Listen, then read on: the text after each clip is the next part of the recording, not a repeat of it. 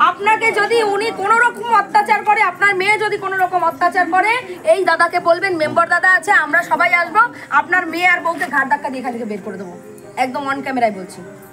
রাজি আপনি? তাহলে আপনি যখন লিখে নিয়ে এসেছেন মনে যে আপনি এখানে থাকবেন না, তাহলে আমাদেরকে অ্যারেস্ট করলেন কেন? আপনার হয়ে কিভাবে বলবো কথা বলুন? আপনি একটাও লিগ্যাল কথা বলছেন না, সব আনলিগ্যাল কথা। তাহলে কি করে আপনার কাজ করব বলুন? এই মেয়েটা কোথা থেকে এসেছে?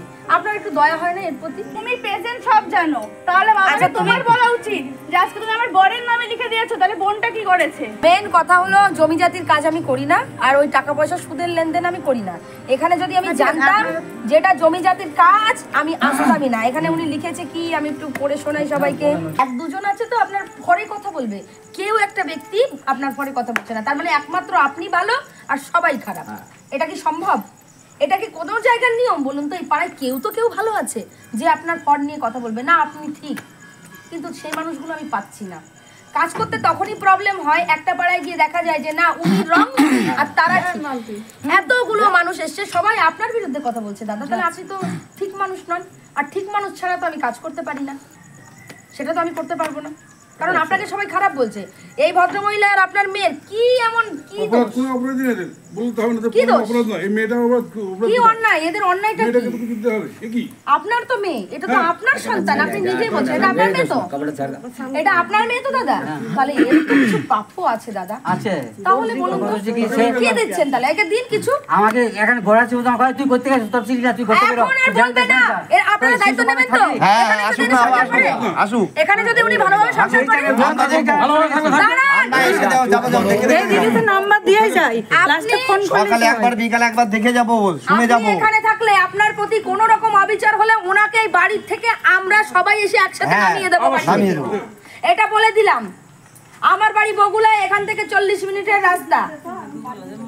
আপনাকে যদি উনি কোনো রকম অত্যাচার করে, আপনার মেয়ে যদি কোনো রকম অত্যাচার করে, এই দাদাকে বলবেন মেম্বার দাদা আছে, আমরা সবাই আসবো, আপনার মেয়ে আর বউকে ঘাট ধাক্কা দিয়ে এখান থেকে বের করে দেবো, একদম অন ক্যামেরায় বলছি। রাজি আপনি? তাহলে আপনি যখন লিখে নিয়ে এসেছেন মনে যে আপনি এখানে থাকবেন না, তাহলে আমাদেরকে অ্যারেস্ট করলেন কেন? আপনার হয়ে কিভাবে বলবো কথা বলুন? আপনি একটাও লিগ্যাল কথা বলছেন না, সব আনলিগ্যাল কথা। তাহলে কি করে আপনার কাজ করব বলুন? এই মেয়েটা কোথা থেকে এসেছে? আপনার একটু দয়া হয় না এর প্রতি? ওখানে যাক, একটু মাইনে ছেলে আসে মাইনে ওখানে দেখুন না, আপনার মেয়ে তো। আমি তো খাওয়াচ্ছি তো, ওখানে যাক, ওখানে গেলে আমি মা শুনুন, আমি এখানে থাকবো না। মার প্রিয় হয় ছেলে, আমি শ্বশুর বাড়ির পাশে থাকবো না। আমার কথা হচ্ছে আমি শ্বশুর বাড়ির পাশে থাকবো না, বাস আমার টাইম চলে যাও। কেন শ্বশুর বাড়িতে খেতে আসে নাকি তোমার কাছে? তুমি কাছে কথা বলি না। আচ্ছা তুমি শোনো, এটা কি বলছো? তুমি বলবে না, বলো, তুমি বলবে না। না দিদিকে বললো, আজকে দাদার নামে সম্পত্তি লিখে আছে, আরে তুমি প্রেজেন্ট সব জানো, তাহলে বাবাকে তোমার বলা উচিত যে আজকে তুমি আমার বরের নামে লিখে দিয়েছো, তাহলে বোনটা কি করেছে? তোমার বলার অধিকার আছে কি নেই? এই কি করে বলছো এখানে? আর অত্যাচার আমরা করি, তুমি ক বছর এসেছো? আমরা কত বছর এসেছি? 25 বছর হয়েছে। বাবা আমরা অত্যাচার করি 25 বছর হয়ে গেছে। এই মাত্র বললে যে কি অত্যাচার করি, মানে এটা তুমি কথা বলবে না। চুপ করো, ওর সাথে ঝগড়া করতে আসিনি এখানে, তাহলে কথা না। তুমি চুপ করো, তুমি চুপ করো। এইটা আমি কি করব? অত্যাচার করি, আমরা যদি অত্যাচার করে থাকি, ঠিক আছে, চুপ কর। চুপ করো, চুপ করো। উনি তো বলবে, আরে চুপ করো, আমি বলছি না। আমার শ্বশুর তো অন্যায় করেছে, আমি মানছি অন্যায় করেছে। এতগুলো কথা বললো তো, আমি মানছি অন্যায় করেছে। আমি কি একদিন এসেছি না তোমার দাদা একদিন এসছে? আমার বিয়ের পর একবার এসে তোমার দাদা এসছে একবার ওখানটায় বলতে কিছু যে তোমরা বাড়ি থেকে বেরিয়ে যাও, বাবাকে কেন খেতে দিচ্ছে না বলেছে কিছু?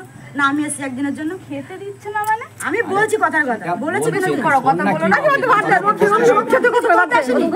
বলতে তো আসিনি। আচ্ছা আমার বাবা, আমার বাবা বলছি তোমার বোনের নামে যে 3টে বাড়ি লিখে দিল উনি, এটা কি উনি লিখে দেন? দিদি উনি এই বাড়িটা আমার বরের নামে লিখে দিয়েছে, আর বাদ বাকি ওইটা আমার বর বাড়ি থেকে ওটা করেছে, ঠিক আছে? আর বইচার যেটা বলছে সেটা আমি এখন জানলাম।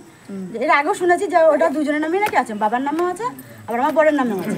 এর কিছু পাওনা পাওনা আছে, ওর দাদা একবারও তো বলেনি যে পাওনা দেবো না, তো দিয়ে দিই কিছু না। ওর আমার বরের নামে অর্ধেক আছে, আমার শ্বশুরের নামে না অর্ধেক আছে, ওরা যেটা বললো, ঠিক আছে? অর্ধেক আছে, তো ঠিক আছে আমার বড় তো অর্ধেক পাবে, তাহলে আমার বড়টুকু বাদ দিয়ে ওরা অর্ধেকটা নিয়ে নি। বাবার জমি আমরা নেবো না, বাবার ভাগটা আমরা নেবো না, আমাদের যে ভাগটা আছে মেন কথা হলো জমি জাতির কাজ আমি করি না, আর ওই টাকা পয়সা সুদের লেনদেন আমি করি না। এখানে যদি আমি জানতাম যেটা জমি জাতির কাজ আমি আসতামই না। এখানে উনি লিখেছে কি আমি একটু পড়ে শোনাই সবাইকে। আমি লাস্ট একটু পড়ছি। জেল খাটিয়েছে স্ত্রী। কেন খাটিয়েছে লেখেননি?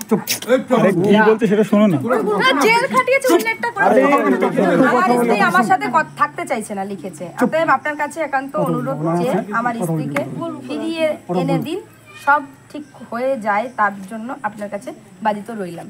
আগুন দিয়ে পুরাতে আমার আচ্ছা তাহলে তো এই লেখাটার কারণ হচ্ছে স্ত্রীর সাথে স্ত্রী থাকতে চাইছে না, আপনি থাকতে চাইছেন, তাই তো? আমাকে তাই তো লিখেছেন। তাহলে আপনার স্ত্রী থাকতে চাইছে, আপনি এই বাড়িতে থাকুন। আমরা চাই সংসার হোক, অবশ্যই যে কোনো মূল্যে সংসার হোক। আপনার বয়স হয়ে গেছে, এই বৌমা শ্বশুরকে বোঝাও। আমি বলছি তো থাকো। তোমার বর এত কিছু পেয়েছে, এ কি কিছুই পায় না, একে বানের জলে ভেসে এসেছে। এবার আমার কিন্তু আমি খেপে গেলে পরে মা দুর্গা হয়ে যাবো, চণ্ডী। ও পাওনার পাবে না কেন? একদম ঠিক। বাবা এই বলো বলো এই বাড়িতেই থাক, ও এই বাড়িতে সংসার করুক এনাকে নিয়ে। হ্যাঁ করো। আমরা এই যে মেম্বার, এই যে সব ভাইয়েরা, এই গ্রামের মানুষ, ওনার আজ পর্যন্ত কিছু গায়ে লাগলে পরে আমরা কিন্তু এদেরকে ছাড়বো না। ঠিক আছে, ওনারা মিলেমিশে থাকবে, মেয়ের জন্য খাবার আনবে, বাজার করবে, বাবার যা কর্তব্য, স্বামীর যা কর্তব্য উনি করবে। কি দাদা ঠিক আছে? আমি তখন কাজই করতে পারি না। কাজ করতে পারেন না, তুমি যে কাজ করতে পারে না, কাজ করতে পারে না। আমি ওই বাড়িতে নিয়ে গেলে কি খাবে? ওখানে আমি বিক্রি করে খাবো। কি বিক্রি? যে ও খাবো। তাহলে এটাই খাওয়া, তাহলে এখানে খাওয়া, তাহলে এখানে খাওয়া, ওখানে যদি ভিক্ষে করে তাহলে ওই হাফটা বিক্রি করুন। হাফ বেঁচে এসে এখানে আপনি ওই হাফ বিক্রি করুন, এরা এখানেই থাকবে, এখানে খান। ওই হাফ বিক্রি করুন। হাফ আছে ছেলের হাফ খান। এই, তোমার বরের অর্ধেক যেটা বিক্রি করে, উনি কিন্তু বলছে যে সংসার করবে, আমাকে তাই ডেকে নিয়ে এসেছে। আমি জমি জমার কেসে আমি আসি না, ওই ম্যাটার আমি যাব না। ওই ম্যাটারে অনেক কিছু হয়, আমি বুঝি না জমি সংক্রান্ত কিছু, আমি টাকা সংক্রান্ত বুঝি না। উনি এখন বাড়ি যদি চাই যে এদের ঘাট ধাক্কা দিয়ে আমাকে বের করে দেবেন, সেই জন্য এসেছে। আমি এটা করতে পারবো না। আমি কিন্তু আমার শ্বশুর শাশুড়ি হ্যাঁ, যখন করতে পারতাম দাদা, যখন ন্যায্য হতো, যদি ন্যায্য হতো আমি অবশ্যই করতাম। এখানে জন্ম, এখানে মানুষ, এখানে বিয়ে হয়েছে। বলো। আমি আমার শ্বশুর থাকি না, আমাকে যেটুকু বলা হয়েছে আমি সেটুকুই করেছি। আচ্ছা ঠিক আছে, তুমি তোমার শ্বশুরকে বোঝাও এখানে থাকতে, তোমার বাবাকে এখানে থাকতে বলো। বলো বলো থাকো। এখানে দিদিরা তো আছে না। এই তোমরা গাড়িতে যাও, গাড়িতে যাও, যাও গাড়িতে যাও, বৃষ্টি আসছে। এখানে থাকুন দাদা, আমরা তো সবাই আছি। আপনার শুনুন দাদা, এখন হাত চলছে, পা চলছে, দেখবো ঠিক আছে, দিদিরা তো আছে নাকি? হ্যাঁ।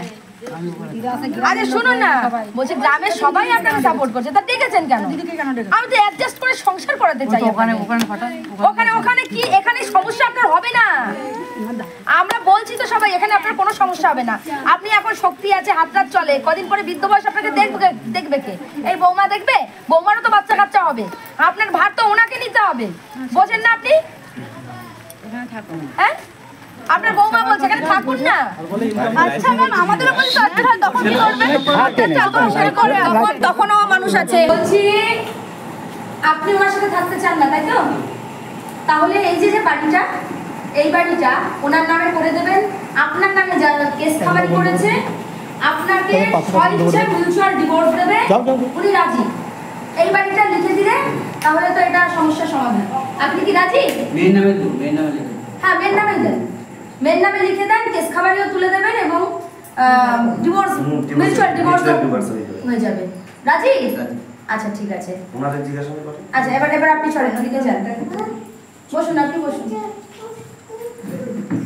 বলছি দিদি, অনেক যুদ্ধ হলো, অনেক কিছু হলো, আমি মাঝখানে থেকে একটা মিউচুয়াল করে দিই।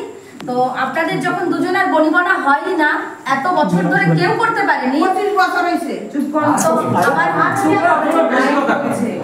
তো আমার মনে হয় এই সম্পর্ক আর এগোবে না। এই বয়সে আপনাকে বলতে ভীষণ দুঃখ লাগছে।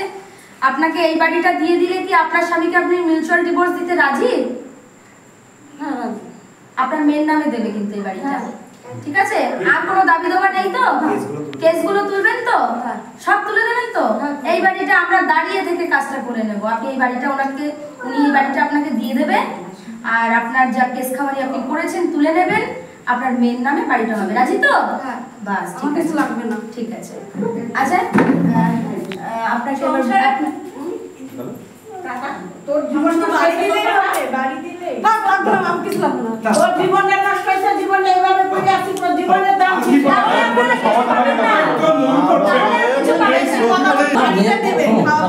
সবাই থাকে বাবার তো সমাধান পায় না। এখানে এটা 30 লক্ষ টাকা দাম আছে। 30 লক্ষ তোমার মায়ের 15 লাখ, তোমার 15 লাখ। আদের সব কত ইলিজিবল? তোমার নাম আছে। আচ্ছা তাহলে এরকম করবে। এরকম করলে সমাধান হবে না। আপনার মেয়েকে বুঝান। তুমি কিছুই পাবে না। আমি বললাম তো আজ পাবে।